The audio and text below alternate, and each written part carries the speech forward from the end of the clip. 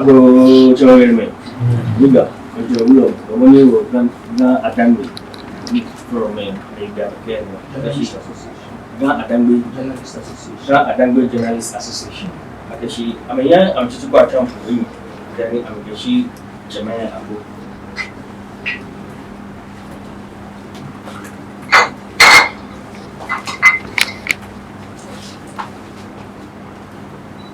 Chairman, oti ni wo kepangi.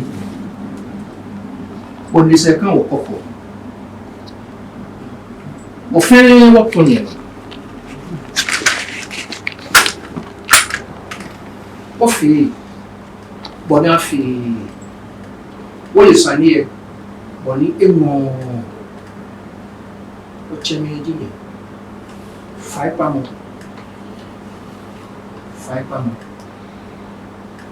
ofe we kanto ana ni here ni qualify o ton jelu ko le ton ofe o ton qualify. Take care. No bushiake.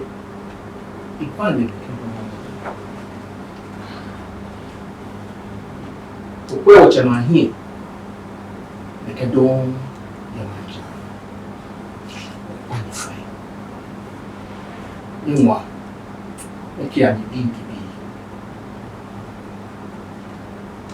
Di ishuwo wo shan mo wo bi ke ki apuruma ni wo yen ane ko ni me wo jame ane ni wo ane ko ke shuto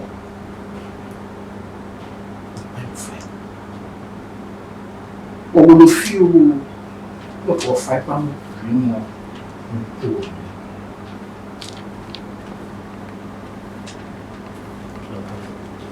Liga, Angel, Lomoni, Gadangme Journalists Association, America.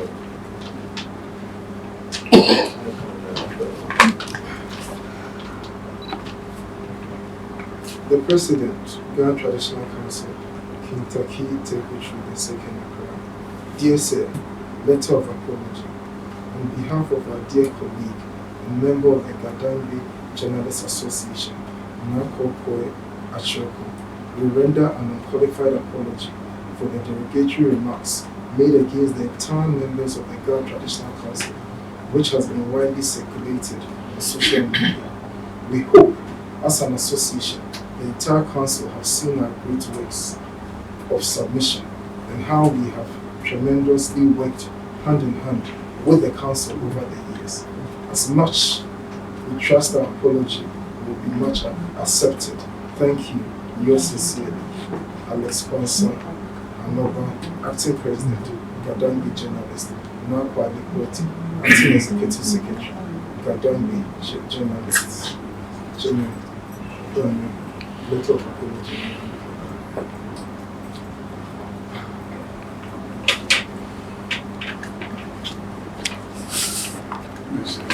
You tell me. You jump with me. Yes. I'm telling you, come here. What do you think? Yes, what you think about the community? I live in the. Okay, my share of your friend is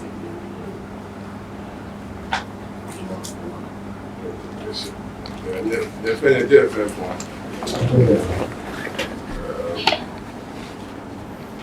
The fact the 5 pound or 1 Simbo,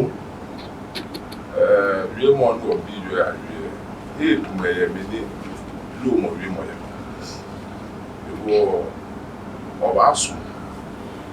I can read more loom of Raymond. The dench. They really die Raymond. The Agwen will say one what he made here, the few issues. But you can clear now. Non jail no more. One what you that's it. I get it look by a share. She feel like a share. Then you met them. Don't walk like when I say they bomb the day to Nakamusu. mo fẹ́ àmọ́ ahẹ́lú pàápàá orí mo fi òde oyó ẹ̀ṣẹ́ àbẹ̀lẹ̀ ṣe ìfẹ́ ẹ̀ bá kẹ́lẹ́ ọ̀kẹ́lẹ́ ní ìlú. Ó jẹ́ mọ́ fàlẹ́ máa fàlẹ́ máa sọ̀rọ̀ ní ikùn rẹ̀ kiri pàípàmọ́ ahọ́n akẹ̀wé mọ̀ ní ìwé ẹ̀fẹ́ yíyẹ wò ní akẹ́bọ̀ ọmọdé ìwé ìwé mọ̀ ní sàkébí kẹ̀jẹ̀ láàrin ìwé mọ̀ ní ìwé ọ̀fẹ́ apánìfàì nìkẹ́fẹ́ akíyàmù ẹ̀kọ́ bá ń lẹ̀ àkàndán agbẹ̀nẹ̀ mọ̀ ìwé mọ̀ ní ìwé tàwọn ní ìwé akẹ́ ìṣọ̀nlò kẹ́ àyè ìṣọ̀nlò wẹ̀ ìṣìyẹ ìhà kẹ́ ìṣìyẹ ìhà wẹ̀ fẹ́ ìgbìlà fẹ́ ṣe ní máa pàtà ìhà kẹ́ wọ́n ní bí adùn ní àná wọ́n náà fi ìwọ̀n gbà fẹ́ ṣe ìkọ̀ mi pàdéfàì ní àdá ìfọ̀fàì ní pàdéfàì wà ní kẹfẹ́ akíyàmù ẹ̀kọ́ bá ń dùn.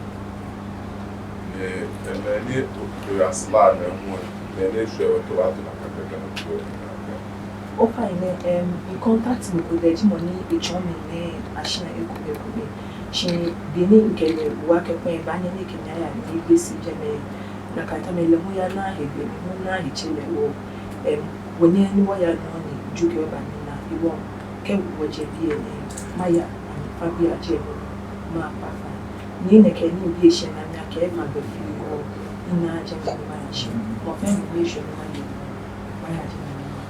Nation. They were it was so after that one more 5 more or one night bro. Okay.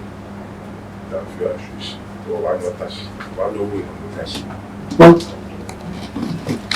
èyí ọ̀pọ̀ àti ẹyẹ òjò òwe jẹ́ iye ìdájọ́ ó bẹ̀rẹ̀ ìwé mọ́ yẹn ní fẹ́ǹsì ọ̀pá 5. English. Yes.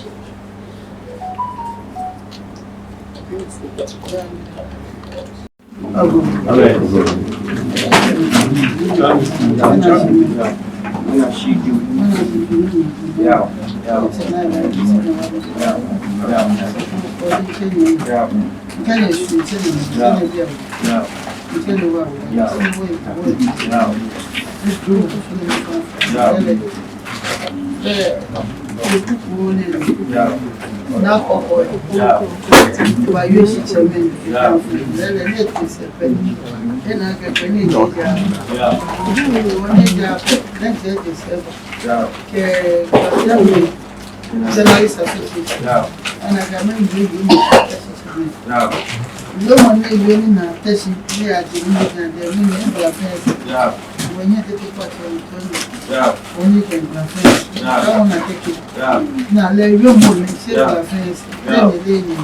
The family I shall not feel well. The family I will put on whatever. Tell you money when you have to make kind of thing. Not face. Well, in now, go in and now, somebody now. You must make a finish. I can work about it. Dès les peuples, mon frère m'a dit il y a eu aussi terminé à tourner quelques ballons. N'a qu'à faire venir quoi cabadon. On dit ça là, on vient tenir ces mots. Après au vieux. N'est qu'à faire tourner mais abané ni couche n'a pas à ne se va faire matamou pas t'aimer.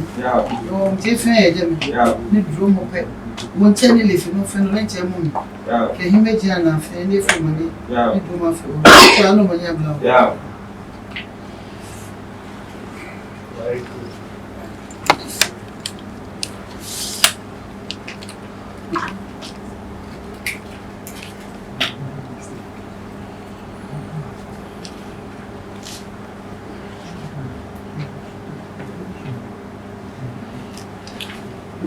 Which I'm looking at. Ani ṣẹ̀ṣẹ̀mọ́ àgbàgbé náà kò nítorí ibi ní ẹ̀fẹ̀.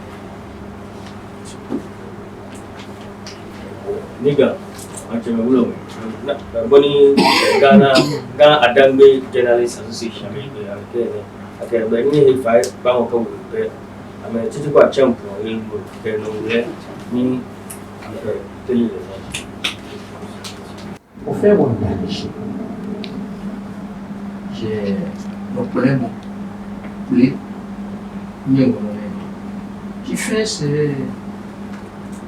okay, she da abachon ni ayite ku afo. We get them. Ni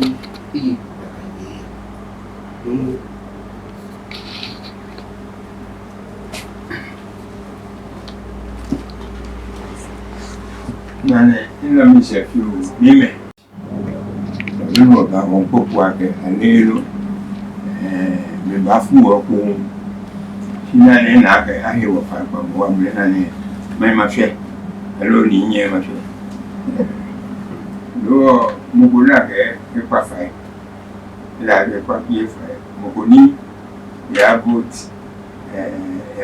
of tanks occasion such as this ẹ̀yẹ́ wò bá hàn boat of tanks.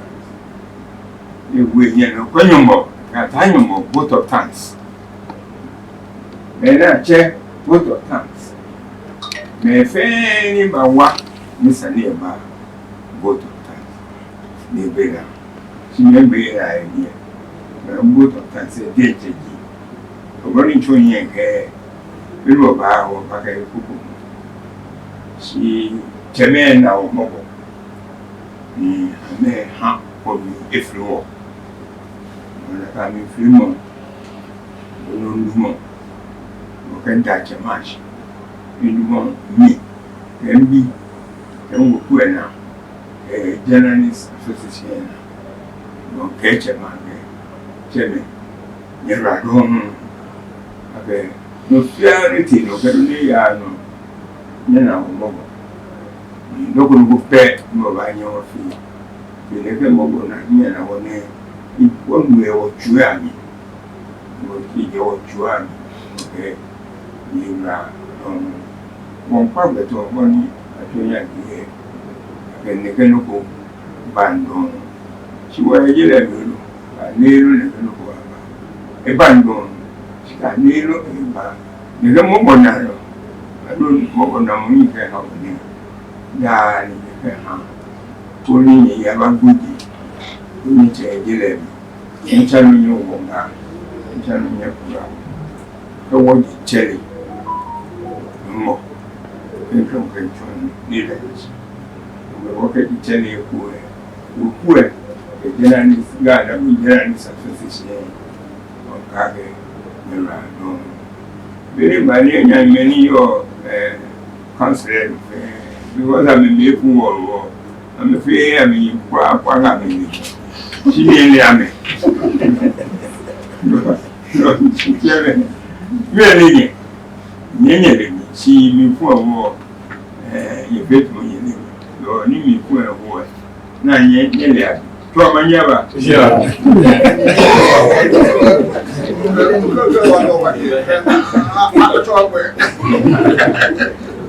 Nigga, I shall look. Only move work and Gadangme Journalists Association. What we did, our attraction. Abu Chabakero. Swam, yeah. Swam, yeah. Name fair. Nano. Okay, you move for Macafai. Baby, I get Bajan. Did me whatever buy book. Sanu Hilloy. Oh, Papa, journalists in the Gawachuni. The Coronia by your Mabia by Kenya can the Kenya Lumiabam. Or what Papa, I can't come morning, sing her William. I can't walk up at home. When you do one you look. I can't go 50 in the Bawanasa. Can onion, you know, more about when Nicola. You walk away, near Quacabado, Tomoyadi. Little more Jimpe, some William. Ketomoba, Samoba, and nothing of common. Wakawabi, a kaji, take back why alarm. Now you may fair get some of our no nickel no yak, surely Muka Buba, Gadangme, no plague of pine. Moyo yak, when Nembo Agbelebe, Nehani Nakamutumo, I will open my home. The Quacabado, Niapanepe, Inana Papa with your book. Anyway, to I get what he look. Why you want to? I can have a money now without what Banam Hipam, she didn't can. Sakani Chame, you were care of Fush, whatever form. What more 3940 anya nyoduba si otumo otumo nefe wala ero fe nefe ni radon Kenya sha wonti ake mi fa sha abo joge me ja me ya bra je me ke mi so